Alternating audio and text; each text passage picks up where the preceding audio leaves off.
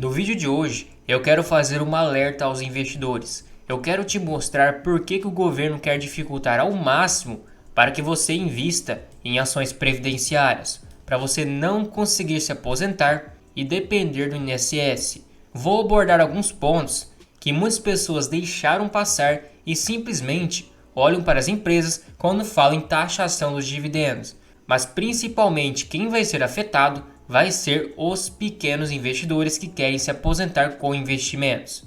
Então já manda esse vídeo para algum amigo ou algum conhecido que também investe, seja em ações ou qualquer outro investimento. Mas antes, não se esqueça de se inscrever aqui no canal para ficar por dentro de todas as novidades e também se tornar um membro apoiador. E essa taxação dos dividendos vem se intensificando neste último ano.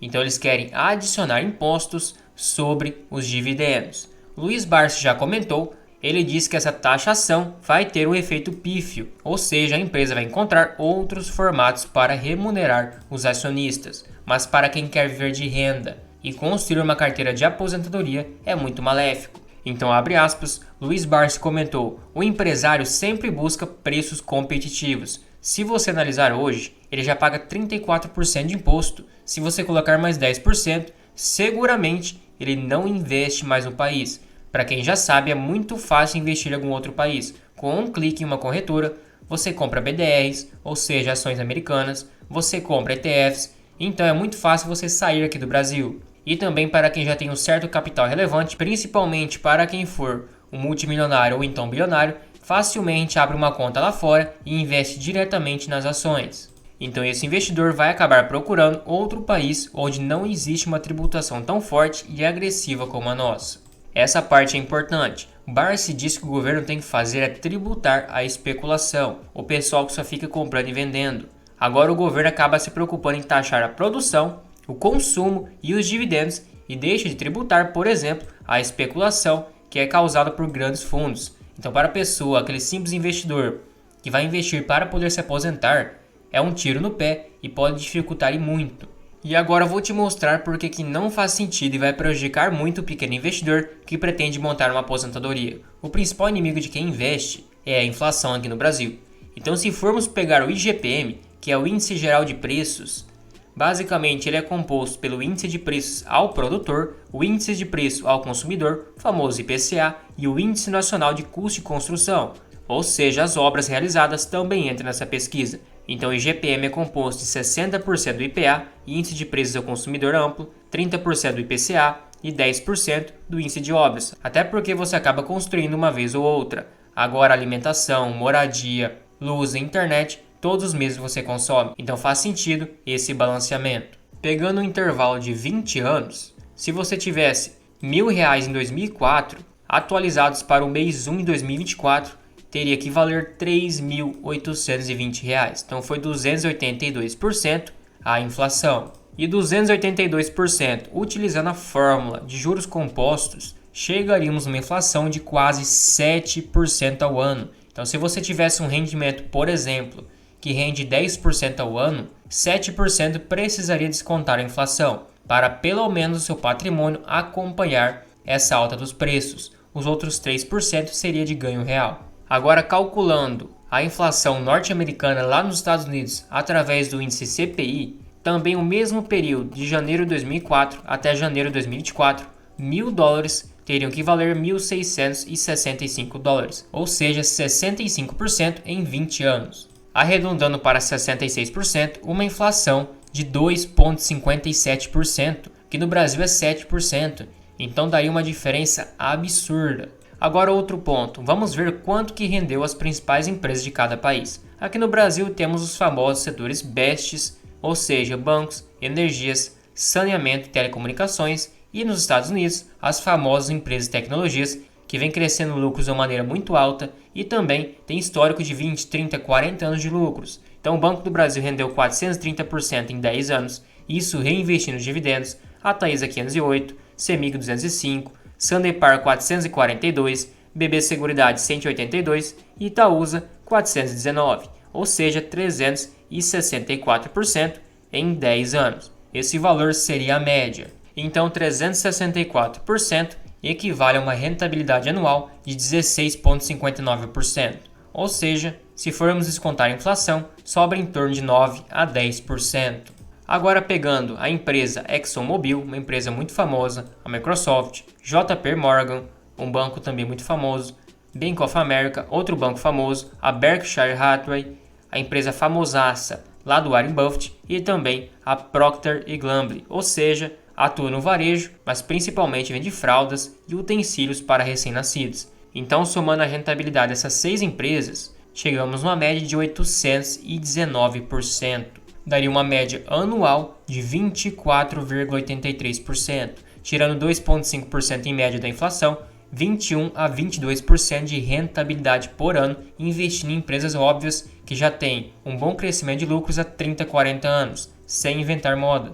Aí está um ponto por que não faz sentido tributar dividendos. Se as nossas principais empresas que não são tributadas de dividendos já rendeu tão pouco comparado a empresas norte-americanas e já temos uma inflação tão alta, imagina tributando. Agora outro ponto que dificultaria muito, eu quero que você imagine o seguinte. Então você teria investido na bolsa durante 20 anos. Você começou por volta de 20 anos de idade, aos 40, no máximo 45 já estaria aposentado com dividendos. E você conseguisse essa rentabilidade de 16,59%. Se você tirasse a inflação, sobraria por volta de 10%, arredondando para cima. Isso sem tributar dividendos. Então, colocando uma taxa de juros de 10% ao ano, ou seja, uma taxa real, que você conseguiria investir em boas empresas, claro, empresas lucrativas e empresas com fundamentos de aposentadoria, você conseguiria 724 mil no valor de hoje, quase R$1 milhão. Então, claro que para muitas pessoas não seria o suficiente para se aposentar, mas para quem vive no interior, talvez já garantiria pelo menos um complemento da renda ou então uma aposentadoria mais humilde. Isso, claro, em 20 anos investindo, se a pessoa começou com 20, aos 40 já teria isso. Isso com uma taxa de juros de 10% ao ano, porque o restante seria para abater a inflação. Agora, com o mesmo período de tempo, mas com uma taxa de 21% ao ano, que seria basicamente a média de quanto que rendeu as ações norte-americanas, e descontado já a inflação, teríamos 2.809.000. Então seria uma diferença de R$2 milhões, isso com uma taxa de juros maior. Então não faz sentido você querer tributar dividendos aqui no Brasil se é a principal atratividade, principalmente para quem busca se aposentar e pequenos investidores que têm todo esse fator psicológico de ver os dividendos caindo da conta. Agora imagine se os dividendos fossem tributados e você conseguisse uma rentabilidade de 8% ao ano, por exemplo, por causa da tributação. Em vez de você ter mais de R$750 mil, você teria 573 mil. Praticamente R$250 mil de diferença. Para quem é um pequeno investidor, é muita coisa. Agora eu quero te mostrar também a diferença que faz a empresa pagar um bom dividendo.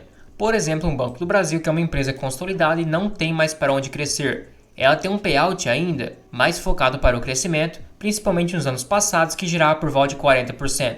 Então 40% ela distribuía em forma de dividendos para os acionistas e 60% reinvestia no próprio banco para continuar crescendo. Então, dito isso, o banco rendeu, como eu mostrei para vocês, 361% em 10 anos.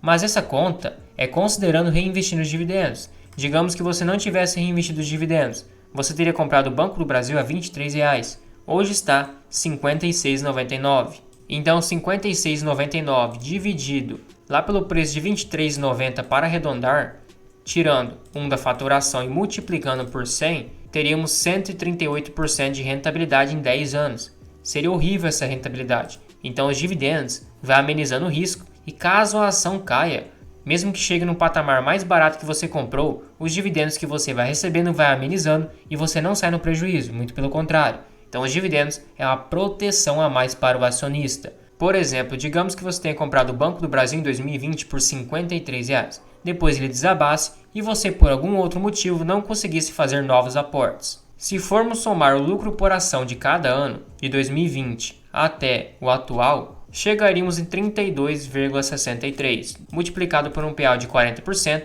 então já voltou R$ 13 para você, e você comprou por R$ 53, então seu preço médio seria R$ 40, já retornou 13 para o seu bolso, e hoje você não estaria no prejuízo e teria uma baita valorização por causa do seu preço médio ajustado pelos dividendos. Então o dividendo ele vai amenizando o risco, principalmente para o pequeno acionista que não tem condição de fazer um aporte muito relevante para conseguir um bom preço médio. E por que principalmente eles querem taxar os dividendos das ações? para quem quer montar uma carteira de aposentadoria ou pequeno investidor, porque lá em 2011 tinha quase 1 milhão de investidores na bolsa. Já em 2022 era praticamente 6 milhões, então está crescendo bem rápido o número. E para quem quer se aposentar e tem um baixo valor investido, não aporta muito por mês, precisa de um ativo que cresce acima da inflação e que tem um retorno maior. Por isso que o Barsi diz que renda fixa é perda fixa, porque como a inflação foi 282% em 20 anos, e isso daria uma média de praticamente 7% ao ano, nos anos que a Selic está a 2, 3%, ou seja, você está perdendo dinheiro, e nos anos que está 10, 12, 13%, sua rentabilidade real é muito baixa. Então as ações rendendo 16% ao ano, em média escolhendo boas ações no longo prazo, você pode tirar 6, 7% da inflação, o restante é o seu ganho real, que é muito mais fácil você alavancar um patrimônio que investe pouco com ações.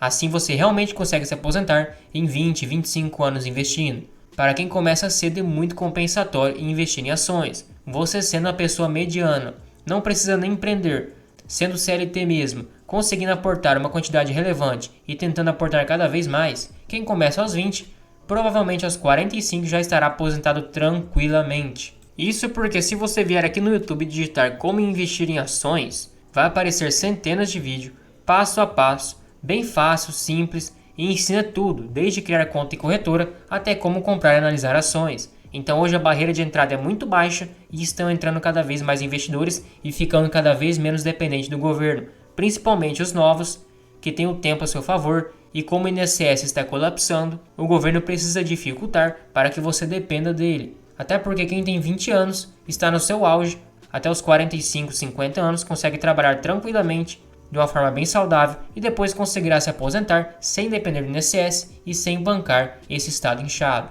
Eu quero te mostrar a minha carteira como exemplo. Você começa com receio investindo pouco, comecei com R$500, no mês 2 de 2023 eu não consegui investir, no mês 3 já foi para 1.200, eu estava fazendo renda extra, então eu trabalhava normalmente CLT e de noite gravava vídeos e fazia outras rendas extras para poder aportar mais. E vai viciando, e você gosta de ver o número de ações aumentando, você começa a fazer aquelas contas na cabeça. Se você gastar 10, 15, 20 reais à toa com alguma bobeira, você consegue comprar uma ação de uma empresa, então você começa a se conscientizar e fazer esses exercícios mentais e acaba virando um hábito. Você quer investir cada vez mais e ver os dividendos caindo na conta.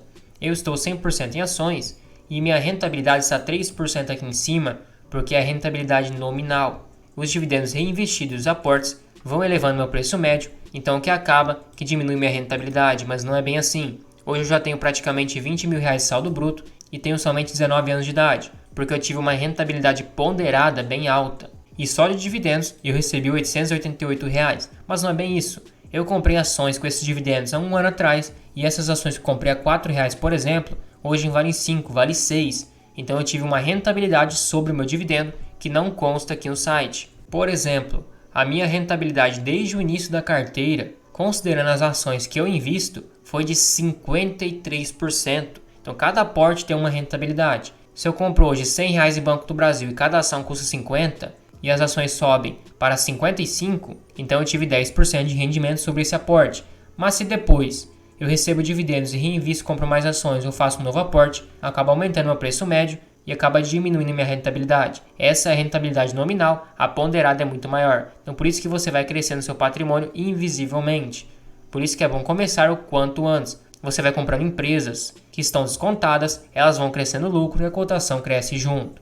Por exemplo, minha rentabilidade foi 2 vezes melhor que o IVVB11, o índice que replica a bolsa norte-americana, e várias vezes melhor do que o CDI. E olha como que o efeito bola de neve em ações é muito mais acentuada. Se formos simular o investimento em Banco do Brasil de janeiro de 2016 até janeiro de 2024, você teria investido R$1.000 logo de começo e R$1.000 todos os meses, não importa o preço, o que é um erro, mas é só para fins de comparação.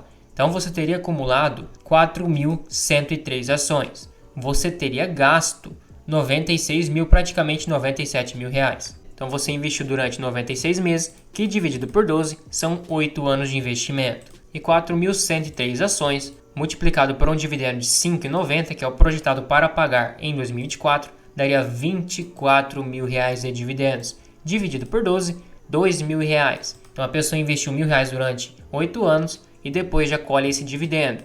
Pode não ser o suficiente para te aposentar, mas garanto que talvez você conseguiria reduzir sua jornada de trabalho, conseguir arriscar em outro ramo de trabalho ou então pagar aluguel. O supermercado é um dinheiro a mais que te deixa mais tranquilo. Fora que como hoje o banco custa R$ 56,99 vezes 4.103 ações, você teria R$ 233 mil, você investiu praticamente 97 mil, então você ganhou 136 mil fora os dividendos. Isso comprando a qualquer preço. Essa é a mágica das ações. Principalmente boas ações que já têm um histórico de lucro de 30, 40 anos. Por mais que passe um outro ano de perrengue, como você investe para o longo prazo, você até agradece porque consegue comprar a ação mais barata porque ela caiu lucro e sua cotação acompanhou junto. Por exemplo, se formos pegar o lucro do Banco do Brasil em 2010, era 11 bilhões. Aí hoje, já está projetado para acabar o ano em 37 a 40 bilhões. E todos os anos deu um bom lucro. Teve um bom crescimento de 2016